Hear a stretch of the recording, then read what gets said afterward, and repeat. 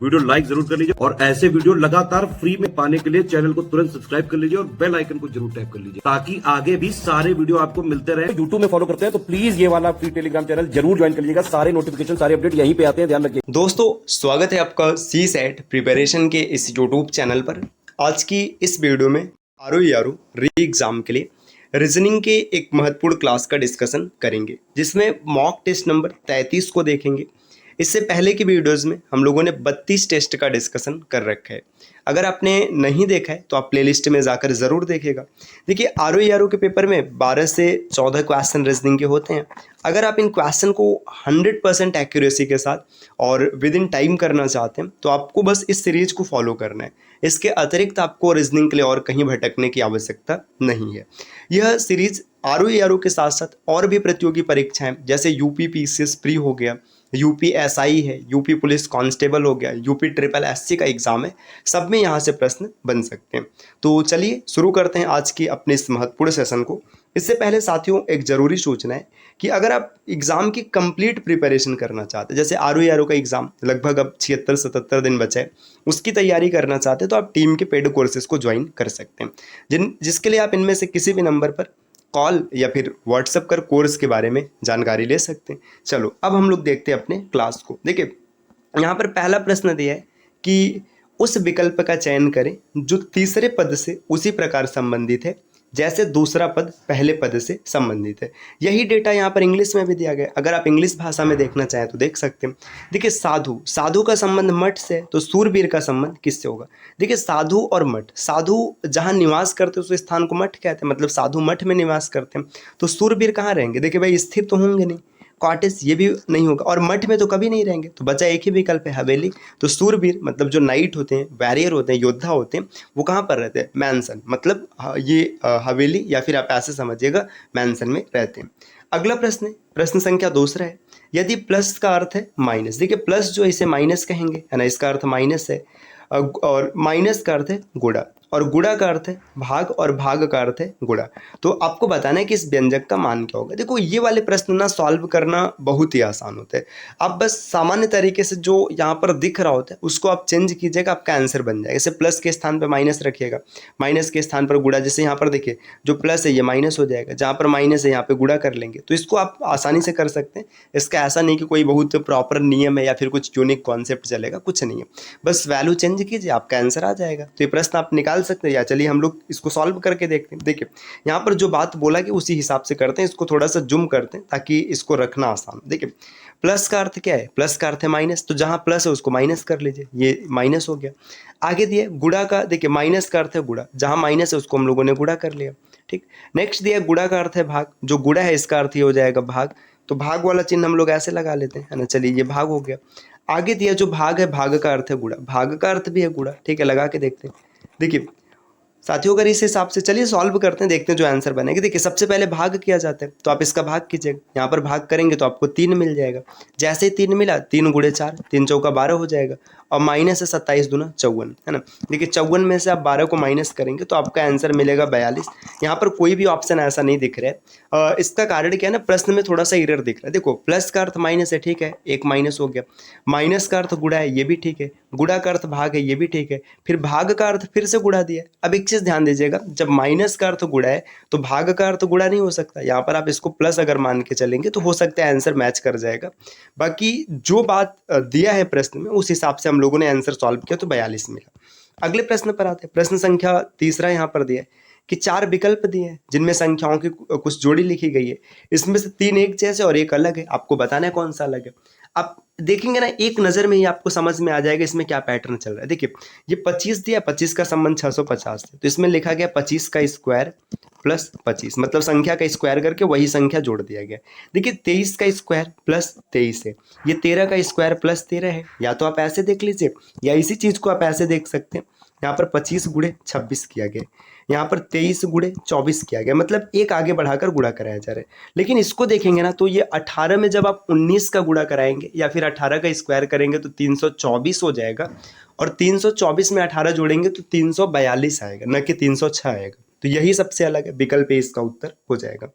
अगला प्रश्न दिया, प्रश्न संख्या 4, उस विकल्प का चयन करें जो तीसरे पद से ठीक उसी प्रकार संबंधित है जैसे दूसरा पद पहले से। देखिए यहाँ पर वार्डरोब, वार्डरोब को कुछ इस प्रकार से लिखा गया है। अब आपको बताना है एक्वेरियम को कैसे लिखेंगे। ध्यान से देखिएगा, पता क्या चल रहा है। देखिए WARD, ROB, ये वार्डरोब है। देखिए इसको कैसे लिखा गया, AW, मतलब ये क्रॉस हो गया। फिर आगे दिया DR, देखिए ये भी ये क्रॉस हो गया। फिर आगे दिया है देखिए RO, देखिए नेक्स्ट देखेंगे OR है, OR का मतलब ये इसको भी क्रॉस कर दिया गया, और EB मतलब पूरी तरीके से क्रॉस किया जा रहा है।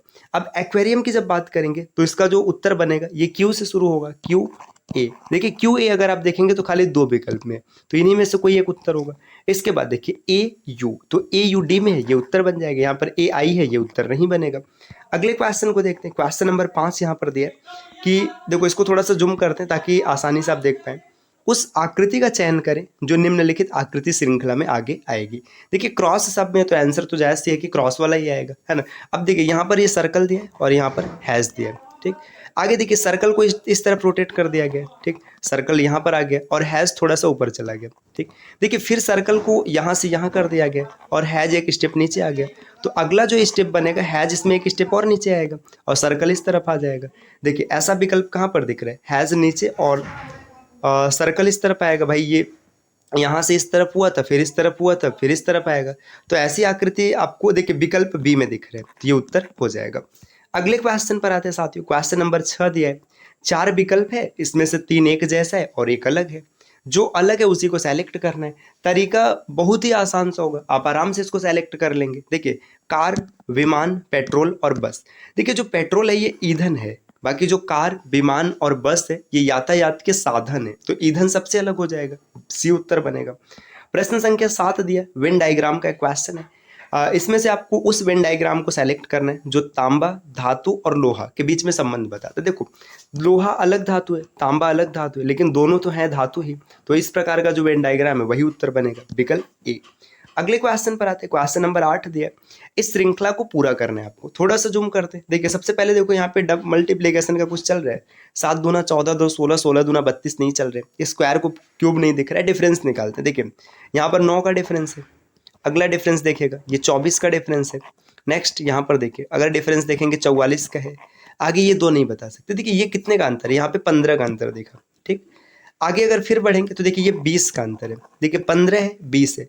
अगला अंतर अगर हम 25 का कर देते तो 25 का करने पे 69 मिलता। अब इसमें 69 जोड़ के देखेगा, 9 4 13, 8 से 14 3 आएगा ना, 9 4 13, रुके 3 और 8 4 14, 8 से 14 15, 153 आएगा। 153 सही है। अब क्रॉस चेक करते हैं कि सही है कि नहीं। देखिए अब 25 के बाद जो अगला डिफरेंस आएगा वो 30 का आएगा, तो इसमें अगर 30 जोड़ेंगे तो 99 आएगा। देखिए ना यहाँ पर 99 जोड़ेंगे तो 153 में 99 जोड़ने पर 252 आएगा, सही है। तो इसका ये पैटर्न चल रहा है। यहाँ पर डबल डिफरेंस है, पहले डिफरेंस लिया गया, फिर डबल डिफरेंस में ये 5 का टेबल है, मतलब 15 20 25 30 ये चल रहा है। अगले क्वेश्चन को देखते हैं। प्रश्न संख्या 9 है कि हॉस्पिटल का संबंध कुछ इस प्रकार, मतलब हॉस्पिटल को ऐसे लिखा गया तो आपको मेडिसिन का कोड बताना है। इसको जूम करते हैं और यहीं पर सॉल्व करते हैं। देखिए हॉस्पिटल में प्लेस वैल्यू देखिएगा, एच की प्लेस वैल्यू है 8, ओ के लिए 15, एस के लिए 19। रुको इसको नीचे ही लिखते हैं ताकि आसानी से पूरा हो जाए। देखिए 8 15 19, पी के लिए 16, आई के लिए 9, टी के लिए 20, ए के लिए 1 और एल के लिए 12, ठीक। अब इसके कोड को देखते हैं। देखिए जे के लिए 10 लिखेंगे, है ना, एल के लिए 12 हो जाएगा। आगे है डब्ल्यू के लिए 23, के के लिए अगर आप देखेंगे तो यहाँ पर 11 आएगा। और भी आगे बढ़ेंगे, ओ की प्लेस वैल्यू 15 हो जाएगी, है ना, एम के लिए 13 हो जाएगा, आई की प्लेस वैल्यू 9 होती है और सी की प्लेस वैल्यू 3 हो जाएगी। तो यहाँ पर देखिए 8 से 10 मतलब +2 है, यहाँ पर -3 है, +4 -5 +6 -7 +8 और -9। मतलब देखिए प्लस से शुरू है, +2 से शुरू हुआ है और इस प्रकार से आगे बढ़ रहा है। तो देखिए m की प्लेस वैल्यू कितनी है, 13 है। 13 में 2 जोड़ेंगे 15 आएगा। तो 15 का मतलब यहाँ पे O आ जाएगा, ठीक। विकल्प की शुरुआत O से होगी, मतलब ये 2 विकल्प एलिमिनेट हो गए। अब आगे देखेगा यहाँ पर B H D I B, यहाँ तक तो सेम है ना, सब में यहाँ तक सेम है। तो इतना चेक ही क्यों करना है, क्योंकि दोनों में सेम है ना। देखो इसमें और इसमें सेम ही है। सीधा देखो लास्ट वाले को देखो, अक्षर गिनो, 1 2 3 4 5 6 7 8 है। देखो यहाँ पर 2 हुआ है, यहाँ पर 3 होगा, 4 5 6 7, ठीक, 7 तक हो जाएगा। ये प्लस था तो ये माइनस, प्लस माइनस, तो यहाँ पर +8 करेंगे। जैसे ही +8 करेंगे n की प्लेस वैल्यू 14 होती है, 14 में 8 जोड़ेंगे 22 आएगा, तो विकल्प ए इसका उत्तर बन जाएगा। अगले क्वेश्चन को देखते हैं। प्रश्न संख्या 10 दिया है कि प्रस्तुत प्रश्न में दर्पण को प्रश्न आकृति के दाहिनी ओर रखा जाता है, तो इसका सटीक दर्पण प्रतिबिंब क्या होगा। सामान्य सी बात है, देखिए ये आकृति सबसे पहले ऐसे बन जाएगी, आप इसको ऐसे बना लीजिएगा। देखिए ऐसा बनाएंगे, ठीक है, सभी ऐसे ही दिख रहे हैं। ये जो इसमें ये चीज़ नीचे है, तो ये नीचे का नीचे ही रहेगा, ठीक। या देखो ये विकल्प एलिमिनेट हो गया, ये भी एलिमिनेट हो गया। इसके बाद देखिए यहाँ पर आप देखेंगे ये जो y जैसी आकृति दिख रही है, जो y बना हुआ है, तो y देखो दोनों में एक जैसा, तो इससे कोई आवश्यकता ही नहीं है। अब देखो k, देखो यहाँ पर k बना है, k का मिरर इमेज इस प्रकार से बनेगा, तो यहाँ पर देखो सामान्य इमेज है, गलत हो गया, b इसका उत्तर हो जाएगा। अगले क्वेश्चन पर आते हैं। प्रश्न संख्या 11 है, यहाँ पर भी आपको मिरर इमेज बताना है, तो इसका सही उत्तर क्या होगा आप कमेंट करके बताइएगा। क्वेश्चन नंबर 12 को देखते हैं। देखिए रिक्वेस्ट है, रिक्वेस्ट को कुछ इस प्रकार से लिखा गया है, तो आपको बताना है कि स्विच को कैसे लिखेंगे। क्या पैटर्न चल रहा है भाई, ढूंढते हैं। आर की प्लेस वैल्यू देखिए 18 है, ई की प्लेस वैल्यू 5 है, क्यू के लिए 17, यू की प्लेस वैल्यू 21, ई की प्लेस वैल्यू 5, एस के लिए 19 और टी के लिए 20। चलिए ये सब प्लेस वैल्यू रहा। अब इसका कोड देखेगा, ये 22 के बाद यहाँ पर 21, फिर 7 के बाद 23 के बाद 19 के बाद 7 और फिर 20। क्या पैटर्न चल रहा है भाई, देखो ये 18 और 2 20, 5 और 2 7, 17 और 2 19, 21 2 23, 5 2 7, 19 2 21 और 20 2 22। ठीक, क्रॉस में 2 का चल रहा है, तो एच की प्लेस वैल्यू 8 है, 8 और 2 10 करेंगे, विकल्प की शुरुआत 10 से होगी। ठीक, इसके बाद देखिए 3 2 5, 20 2 22, विकल्प डी टिक करिए, आगे बढ़िए, ज़्यादा परेशानी नहीं होना है। अगले प्रश्न पर आते हैं। प्रश्न संख्या 15 दिया हुआ है, इस आकृति में कितने त्रिभुज है ये बताना। ये प्रश्न तो हम लोगों ने कई बार सॉल्ट के माध्यम से भी किया हुआ है, बहुत ही सामान्य प्रश्न। देखिए जब कभी भी ऐसी आकृति बनती है, इसमें जितने खंड होते हैं त्रिभुज की संख्या उसकी 2 गुनी, 1 2 3 4 5 6 7 8, 8 खंड है मतलब 16 त्रिभुज। ये 17 18 19 टिक करो, आगे बढ़ो। अगले क्वेश्चन पर आते हैं। प्रश्न संख्या 14 दिया है, एक मकड़ी 1 घंटे में, यहाँ पर देखिए जो दिया है 621, ये 621 सच में नहीं, ये टाइपिंग मिस्टेक है, यहाँ पर सही है 62 सही 1/2 प्रतिशत की ऊंचाई पर चढ़ती है और अगले घंटे में शेष ऊंचाई का 12 से 1/2 कवर किया जाता है। यदि खंबे की कुल ऊंचाई 192 मीटर है, तो दूसरे घंटे में तय की गई दूरी बताइए। देखिए एक अच्छा मतलब मकड़ी है, ये क्या करती है कि जो ऊंचाई है ना उसका 62 सही 1/2% हिस्सा तय करती है। तो 62 सही 1/2 को अगर आप भिन्नात्मक मान में बदलेंगे तो 5/8 आएगा। तो 192 का जो पहला घंटा है इसमें कितना तय करती है, अब 5/8। ठीक, और दूसरे घंटे में जो होता है ना 12 सही कितना चढ़ती है 1/2, तो दूसरे घंटे में 1/8 कवर करती है। अब इसको कैलकुलेट करना है, देखिए 8 से काटेंगे, 8 दूना 16, 800 का 32 है ना। फिर इसके बाद फिर से काटेंगे, तो देखिए यहाँ पर काटेंगे 8, देखिए ये पहले घंटे का आ गया, फिर 24 और 1/8, इसको हल करेंगे तो यहाँ पर 1 मिनट रुकेगा। इसमें कोई दिक्कत हो रहा है क्या, थोड़ा सा इसको इंग्लिश वर्जन से पढ़ते हैं। Spider climbs 62.5% of the height of one pole in 1 hour and in the next hour it covers 12.5 of the remaining height. अच्छा, यहाँ पे रिमेनिंग शब्द का प्रयोग किया गया। जब रिमेनिंग का प्रयोग किया गया तो इसका मतलब पता है क्या है, जैसे देखिए मान लीजिए 192 मीटर खंबा है ना, तो पहले घंटे में कितना चढ़ती है, देखिए 5/8 है, तो इसमें से माइनस करेंगे तो लिखेंगे 3/8 और दूसरे घंटे में 1/8। अब इसको हल करेंगे, देखिए अब इसको काट दीजिएगा, यहाँ पर काटेंगे 24 आएगा, फिर काटेंगे तो यहाँ पर 3 आएगा, 3 तिरिका 9 इसका आंसर होगा। देखिए ऐसा क्यों किया गया, ये चीज़ हम लोग मैथ्स के कॉन्सेप्ट में सीखे हुए, और आगे प्रतिशत जब मैथ्स का हम लोग फिर से पढ़ेंगे तो फिर सीखेंगे। देखिए होता क्या है, देखिए जब कभी भी ना ये शेष शब्द का प्रयोग किया जाएगा, शेष का मतलब क्या ऐसे समझिए, शुरू में कोई भी चीज़ 100% होगा, 100% का मतलब 1 होगा। अब 1 में से अगर आप 5/8 को माइनस कर देंगे तो शेष बचेगा 3/8, इसीलिए हम लोगों ने 3/8 का प्रयोग किया है। अगले प्रश्न पर आते हैं। प्रश्न संख्या 5 यहाँ पर दिया है, 15 दिया है। अरुण की मोटरसाइकिल में टंकी भर पेट्रोल 10 दिन चलता है, मतलब अगर पूरा टंकी भरा है तो 10 दिन चलेगा। यदि वो प्रतिदिन 25% अधिक उपयोग करना चालू कर दे तो टंकी भर पेट्रोल कितना चलेगा। देखो जो 100% पेट्रोल था ये कितने दिन के लिए था, ये 10 दिन के लिए था। ठीक, कोई दिक्कत नहीं, 100% पेट्रोल चल रहा था 10 दिन। अब उसने क्या किया ना, उसने 25% अतिरिक्त यूज करना चालू कर दिया। अब मतलब डेली 125, मतलब जो 100% खर्च हो रहा था अब वो कितना खर्च होगा, 125% होगा। तो सामान्य सी बात है कि जो 25% इसका बढ़ेगा है ना, देखिए ये 1000% उसके पास ओवरऑल था, मतलब एक दिन में 100% है तो 10 दिन में 1000% था। अब 125% डेली यूज कर रहे हैं तो 8 दिन में ही खत्म कर लेगा। ऐसे क्वेश्चन ओरली आप कर सकते हैं, फार्मूले पर जाना ही नहीं है। अगला प्रश्न दिया 16 नंबर का, 15 जुलाई 2009 को सप्ताह का कौन सा दिन था। बहुत ही आसान प्रश्न है। देखिए 2009 की बात करने तो आप 2009 से पीछे आइएगा, क्योंकि जो चीज़ पूरा नहीं हुआ उसके बारे में नहीं बता पाएंगे। 2008 में ऑड डेज निकालिएगा। देखिए 2000 में ऑड डेज 0 और 8 में ऑड डेज 8 और प्लस 2 लीप ईयर के कारण, तो इसको अगर आप देखेंगे तो ये वर्ष का ऑड डेज है, भाग कर लीजिएगा 7 10, मतलब यहाँ पे 3 ऑड डेज मिलेगा। ठीक, प्लस अब देखिए महीनों का ऑड डेज, जनवरी में 3 होता है, फरवरी में 0 क्योंकि 2009 है, मार्च में 3, अप्रैल में 2, मई का ऑड डेज 3, जून में 2 और जुलाई में 15। अब देखिए 15 3 18 3 21 हो गया, 4 2 2 4 3 7 हो गया, 3 ऑड डेज आ रहा है, मतलब बुधवार इसका आंसर हो जाएगा। कैलेंडर की क्लास में हम लोगों ने इसको विस्तार से सीख रखा है कि कैसे इसको कवर किया जाता है। चलिए अगले प्रश्न पर आते हैं। प्रश्न संख्या 17 दिया है कि एक कूट भाषा में n को 30 लिखा जाता है और कॉट को 78 लिखा जाता है।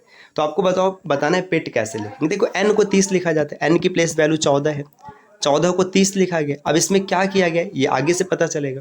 देखो कॉट में देखेंगे c की प्लेस वैल्यू 3, ओ की प्लेस वैल्यू 15 और टी की प्लेस वैल्यू 20। ठीक, अगर आप इसको देखेंगे तो कितना हो जाएगा, 18 और 20 38 हो जाएगा। ठीक, 38 हो रहा है, 38 को लिखा गया 78। देखिए पैटर्न क्या चल रहा है, 14 दूना 28 प्लस 2, 38 दूना 76 प्लस 2। तो अब पेट की बात करेंगे तो 16 प्लस 5 21 और प्लस 20, 21 20 41 हो जाएगा। 41 दूना 82 और 82 में 2 जोड़ेंगे तो 84, विकल्प डी उत्तर हो जाएगा। क्वेश्चन नंबर 18 यहाँ पर दिया है कि एक पात्र में जल इस प्रकार भरा जाता है कि प्रत्येक 5 मिनट में 2 गुना हो जाता है। यदि पूरा भरने में 30 मिनट लगा है तो बताओ चौथाई भरने में कितना लगेगा। ये क्वेश्चन टेक्निकल होता है, स्टूडेंट्स खूब गलती करते हैं, आपको समझना है। देखो 30 मिनट में 2 गुना हो गया, मतलब एक ऐसे बर्तन है ना हर 5 मिनट में डबल हो जाता है। अगर 30 मिनट में पूरा भरा है तो इसका मतलब है आधा भरने में इसका आधा, मतलब 15 मिनट लगा होगा। फिर एक चौथाई भरने में इसका आधा, मतलब 7.5 मिनट लगेगा, विकल्प ए उत्तर हो जाएगा। क्वेश्चन नंबर 19 दिया है, केरोसिन के 80 लीटर मिश्रण में 30% की अशुद्धि पाई गई। इस मिश्रण में कितना शुद्ध केरोसिन मिलाया जाए कि ताकि अशुद्धि घटकर 15% रह जाए। देखो 30% की अशुद्धि है, उसे 15% करना है, मतलब अशुद्धि आधा करना है, तो केरोसिन को डबल कर दीजिएगा, 80 लीटर, इसका आंसर हो जाएगा। अगला क्वेश्चन है कि इसमें आपको स्टार का मान बताइए। आसान है, देखिए कैसे किया जाएगा, पहले इसको सरल कर दें। देखिए यहाँ पर दिया 3 1 3 और 2 5, तो 5/3। अब भाग को जब लिखा जाता है तो इसको गुणा लिखेंगे और इसको पलट देंगे, तो आप लिखेंगे 7/2 और गुणे, यहाँ पर स्टार है तो स्टार की जगह स्टार मान लेते हैं, और अपान 7 इज इक्वल टू, देखिए 4 1 4 और 1 5, 5/4 और गुणे 3 1 3 और 2 5, 5/3 और फिर यहाँ पर गुणा लिखेंगे, 6 ऊपर चला जाएगा, 6/1। हल कर लेते हैं। देखिए 5 से 5 कट गया, ठीक, 7 से 7 कट गया, 3 से 3 कट गया और 2 से ये 4 कटा 2 आ गया। फिर इसको काट देंगे, ये कट जाएगा। तो स्टार की वैल्यू आप 15 आ रहा है भाई, ऑप्शन में 15 नहीं दिया है, तो कहीं ना कहीं कुछ इसमें मिस्टेक है या कुछ डेटा छूट रहा है, इस वजह से आंसर नहीं मैच कर रहा है। बाकी सामान्य प्रश्न आप इसे हल कर सकते हैं। तो साथियों ये आज की पूरी क्लास रही, आपको कैसी लगी कमेंट करके ज़रूर बताइएगा, और इस प्रकार के वीडियोस को लगातार देखने के लिए आप चैनल को सब्सक्राइब कर सकते हैं। और अगर आप आर एग्जाम की तैयारी करना चाहते हैं तो स्टडी फॉर सिविल सर्विसेज के पेड कोर्सेज को जरूर फॉलो कीजिएगा।